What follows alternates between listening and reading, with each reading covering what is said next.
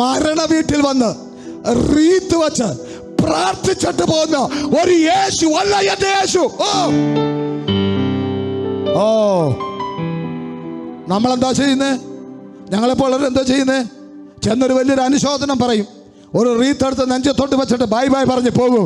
എന്റെ യേശു റീത്ത് വെച്ചിട്ട് പോകുന്ന ദൈവമല്ല.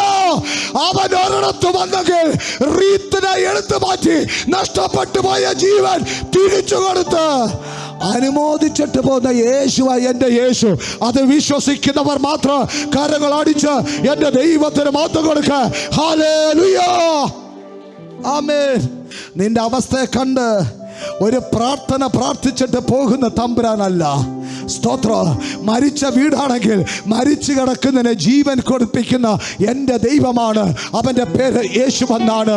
എൻ്റെ കർത്താവ് ബൈബിളിനകത്തെങ്ങോ ഒരു ശവശരീരത്തിൻ്റെ മുകളിൽ റീത്ത് വെച്ച് നമ്മളെ കാണിച്ചിട്ടില്ല. ഒരു ശവശരീരത്തിൻ്റെ മുമ്പിൽ നിന്നിട്ട് ഒരു അനുശോചന പ്രാർത്ഥന ചെയ്തിട്ടില്ല. അവൻ ചെയ്തത് ഒറ്റ കാര്യമാണ്, മരിച്ചതിനെ ജീവൻ വെപ്പിക്കുന്ന. ഓ, മരണ ശുശ്രൂഷയല്ല, ഉയർപ്പിന്റെ ശുശ്രൂഷ ചെയ്തിട്ട് കടന്നു പോകുന്ന എന്റെ യേശുവാ.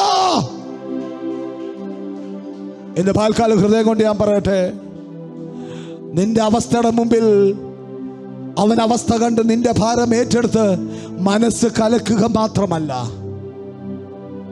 കഴിഞ്ഞ ദിവസങ്ങളിൽ ശത്രു നിന്റെ മണ്ടയ്ക്ക് റീത്ത് കൊണ്ടുവച്ച് സെമിത്തേരിയിൽ കുഴിവെട്ടി ഒരടക്ക ശുശ്രൂഷയ്ക്ക് വേണ്ടി കാത്തിരിക്കുകയാണെങ്കിൽ, സ്തോത്രം, ആ അടക്ക ശുശ്രൂഷയെ ഉയർപ്പിന്റെ ശുശ്രൂഷയാക്കി മാറ്റുന്ന എൻ്റെ നല്ല കർത്താവ്, ആ യേശു നിങ്ങളുടെ ദൈവമാണെന്ന് പറഞ്ഞാൽ ഇന്ന് പകൽക്കാലം എത്ര പേർക്ക് ആത്മാവിൽ കരം തട്ടിക്കൊണ്ട് എൻ്റെ ദൈവത്തിന് മഹത്വം കൊടുക്കാൻ പറ്റും? അതേ, യേശു നിന്റെ അടുത്ത് വന്നാൽ മരിച്ചു കിടക്കുന്ന അവസ്ഥയുടെ മുകളിൽ അവർ റീത്ത് വെക്കത്തില്ല. നിന്നെ സമാധാനിപ്പിച്ചിട്ട് പ്രാർത്ഥിച്ചിട്ട് പോകത്തില്ല. നിന്റെ പ്രശ്നങ്ങൾക്ക് പരിഹാരം തന്ന് മരിച്ചു കിടക്കുന്നതിന് ജീവൻ വെപ്പിച്ച് നിന്റെ കുടുംബത്തിനകത്ത് വീണ്ടും സന്തോഷത്തെ പകർന്നു തന്ന് പ്രാർത്ഥിച്ചിട്ട് പോകുന്ന ഒരു നല്ല കർത്താവാണ് നമ്മുടെ യേശു.